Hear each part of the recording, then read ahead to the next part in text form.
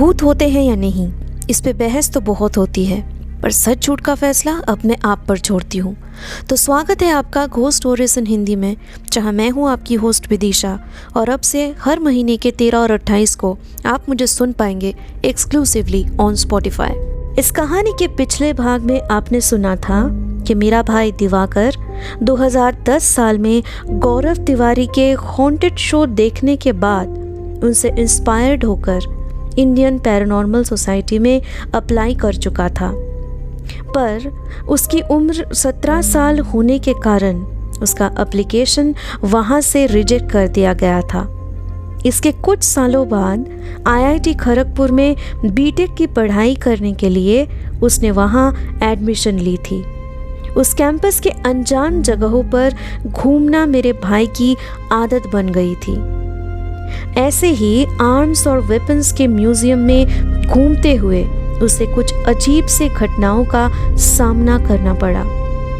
कुछ दिनों बाद दोबारा पैरानॉर्मल इन्वेस्टिगेशन करने का मन बनाकर अपने बनाए हुए साइंटिफिक इंस्ट्रूमेंट्स के साथ वो हिजली डिटेंशन कैंप और उसको घिरा हुआ जंगल देखने निकल पड़ा। लेकिन रास्ता खोने पर एक आदमी की मदद मांगने की कोशिश में उसने जो देखा वह उसके समझ से बाहर था। अब आगे उस आदमी के माथे से लगातार खून की बूंदें उसके कपड़ों पर गिरे जा रहे थे।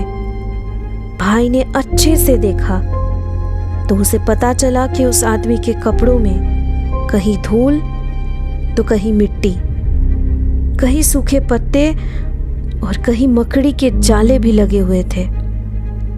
उसके पैरों में कोई भी जूता नहीं था। इससे पहले कि भाई कुछ और सोच पाता, वो आदमी लगातार बिना रुके आगे की तरफ भागता जा रहा था। पर भागते हुए भी वो आदमी भाई को पीछे मुड़कर बीच बीच में देखे जा रहा था।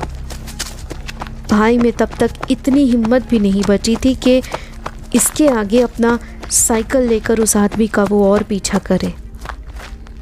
ऐसे ही अगले बस कुछ ही पलों में अपनी आंखों के सामने मेरे भाई दिवाकर ने उस आदमी को कैंपस बाउंड्री के दीवार के सामने जाकर अचानक से मानो हवा में गायब होते हुए देखा। ये कहाँ गया वो आदमी? यूं ही कैसे कोई इस तरह पलक झपकते ही गायब हो सकता है? अभी तो यही था, कहाँ गया वो आदमी? भाई ये सारे सवालों का जवाब खोजता हुआ उसी जगह पे खड़ा का खड़ा रह गया। एक के बाद एक घटना उसके साथ होने पर उसका सही मतलब निकालना भाई के लिए नामुमकिन था, और ये सब समझ से भी बाहर था। वो आदमी इतना जख्मी था, पर इस रास्ते पे एक भी जगह खून गिरने का कोई नामो निशान भी नहीं है। ऐसा कैसे हो सकता है? यहाँ इस जंगल में किससे भाग रहा था वो, जबकि यहाँ कोई रहता भी नहीं है? मुझे देखकर कुछ बोल रहा था क्या? लेकिन मुझे कुछ सुनाई क्यों नहीं दे रहा था? एक ही जगह पर यूं ही रुके हुए दिवाकर को होश भी नहीं रहा कि बहुत रात हो चुकी थी और उसके चारों ओर काफी घना अंधेरा भी छा गया था। अचानक से जब एक चमगादड़ उसके पीछे के पेड़ से उठकर माथे के ऊपर से उड़ गया, तभी मानो भाई को होश आया। उसे एहसास हुआ कि अब उस जगह पे रुकना उसके लिए मुसीबत खड़ा कर सकता है। फिलहाल पूनम के चांद की रोशनी होने के कारण जैसे तैसे वो साइकिल लेकर अपना आगे का रास्ता तय तो कर सकता था, पर जंगल के रास्ते का सही दिशा समझना इतना आसान नहीं था। फिर भी उसने एक बार वापस से अपनी सारी हिम्मत और ताकत एकजुट करके अपना साइकिल आगे बढ़ाने की ठान ली। पर जब वो उसके साइकिल को पैडल करते हुए आगे बढ़ रहा था, तब उसे एहसास होने लगा कि जैसे कुछ लोगों के कदमों की आहट ठीक उसके पीछे से सुनाई दे रही है, मानो काफी सारे लोग एक साथ झुंड में उसका पीछा कर रहे हैं और उसी के साथ आगे बढ़े जा रहे हैं। लेकिन इस बार भाई किसी भी कीमत पे नहीं रुका और ना ही पीछे मुड़कर कुछ भी देखने की हिम्मत कर पाया। लगातार साइकिल चलाते हुए करीब 30 मिनट हो चुके थे जब उसे आखिरकार एक सिक्योरिटी गार्ड जंगल के अंत में बैठा हुआ दिखा और भाई ये समझ गया कि यही है जंगल का एग्जिट पोस्ट। दूर से ही वो सिक्योरिटी गार्ड उसकी तरफ शक की निगाहों से देखे जा रहा था और इसलिए भाई के करीब आते ही उसने तुरंत उसके साइकिल को रोकने की कोशिश की ताकि वो उससे पूछताछ कर पाए कि आखिर वो इस जंगल में कर क्या रहा था। पर इससे पहले कि वो आदमी भाई को कुछ पूछ पाता, वो अपने आप को बचाते हुए आगे चला गया और वहां से उसने देखा कि वो सिक्योरिटी गार्ड भाई को पकड़ने की जल्दबाजी में खुद ही गिरते गिरते बचा। इस घटना को घटे हुए 1 साल हो गया था, पर दिवाकर दोबारा कभी भी उस इंस्टीट्यूट के जंगल की तरफ जाने का मन नहीं बनाया। लेकिन जब भी उसे मौका मिलता वो कैंपस के बाकी अनजाने वीरान जगहों पर घूमने और उन्हें करीब से जानने में निकल पड़ता था। एक दिन उसके इंस्टीट्यूट पे एक इवेंट मनाया जा रहा था। दरअसल वो इंस्टीट्यूट डे का इवेंट था और इसलिए technology film making and photography society ने एक मूवी स्क्रीनिंग का ऐलान किया था। मूवी का नाम था history of Hijli detention camp, जिसकी वजह से मेरे भाई में इस मूवी को देखने का एक अलग ही इच्छा पैदा हो गई थी। मूवी में दिखाए जाने वाला था कि कैसे भारत के आज़ादी से पहले अंग्रेज़ों के रहते हुए ज़माने में उस इंस्टीट्यूट की जगह पे हिजली जेल हुआ करता था, जहां बाद में भारत को आज़ादी मिलने के बाद आईआईटी खड़गपुर का कैंपस बनाने के बारे में सोचा गया था। हिजली डिटेंशन कैंप का पूरा इतिहास दिखाए जाने वाला था मूवी के माध्यम से, पर कैंपस पे रहने वाले किसी भी स्टूडेंट में किसी ऐतिहासिक विषय पर मूवी देखने का ज़्यादा दिलचस्पी ना होने के कारण थिएटर हॉल में बस उस मूवी से जुड़े हुए फैकल्टीज और कुछ गिने हुए दर्शक बैठे हुए थे, जिनमें से एक मेरा भाई दिवाकर भी था। उसने काफी कुछ सुना था हिजली डिटेंशन कैंप के बारे में और बचपन से ही उसे काफी जगहों के बारे में जानने का एक जुनून सा सवार हो जाता था।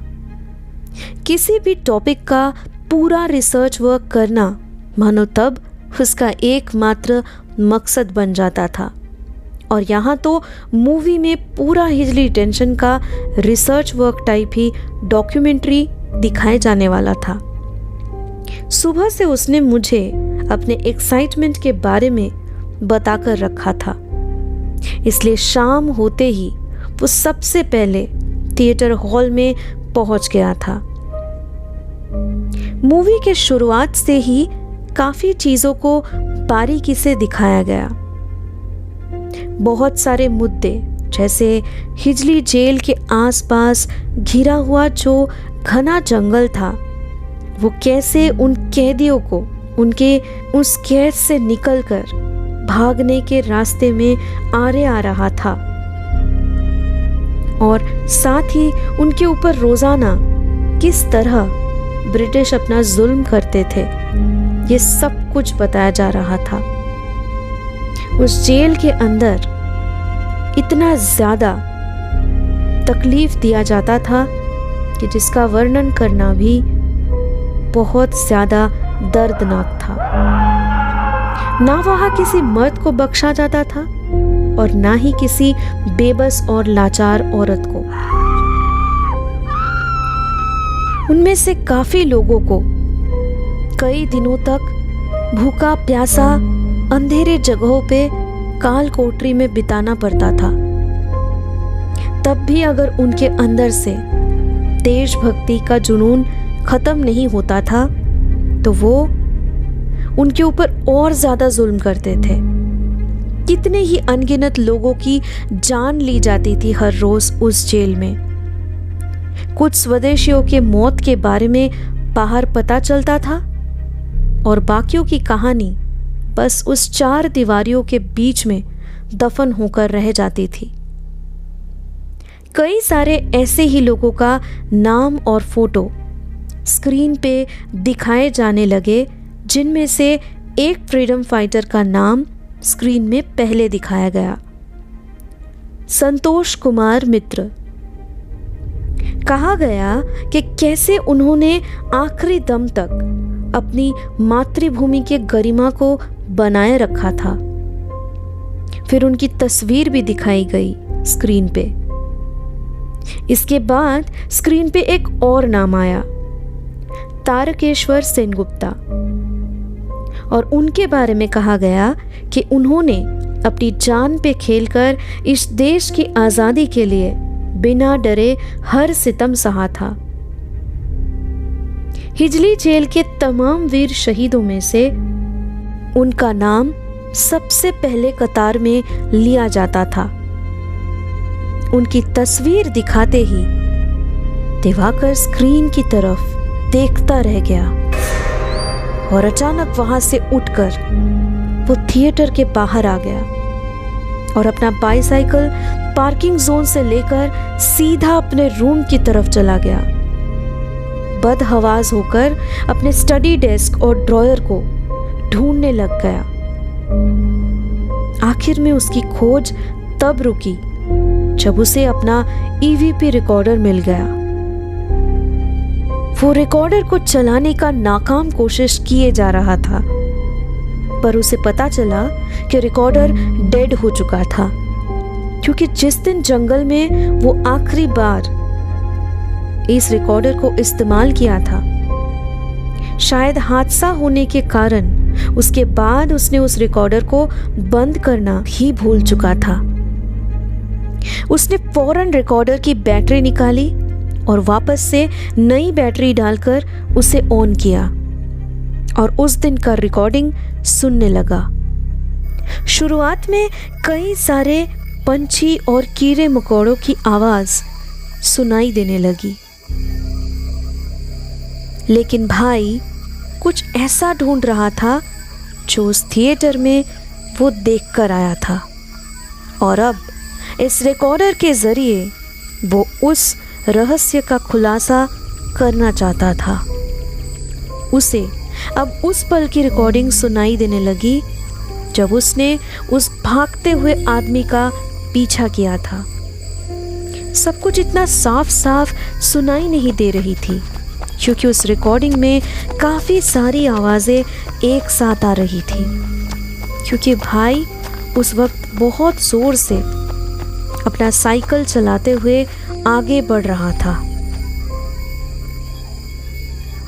हवा का शोर बहुत ज़्यादा होने के कारण कभी कभी बाकी कुछ आवाज़ें अच्छे से सुनाई भी नहीं दे रही थी, लेकिन इन सब के बीच में से एक और आवाज़ जो दबी हुई पर मानो कोई तेजी से चीखता हुआ बोल रहा हो, ऐसा दिवाकर को सुनाई देने लगा। करीब से रिकॉर्डर के पास अपना कान लगाकर जैसे ही उसने सुनने की कोशिश की तो उसके कानों में एक ही आवाज गूंजती गई, इनकलाब जिंदाबाद, इनकलाब जिंदाबाद, इनकलाब जिंदाबाद। ये थी आज की पैरानॉर्मल कहानी। आई होप आपको ये पसंद आई होगी।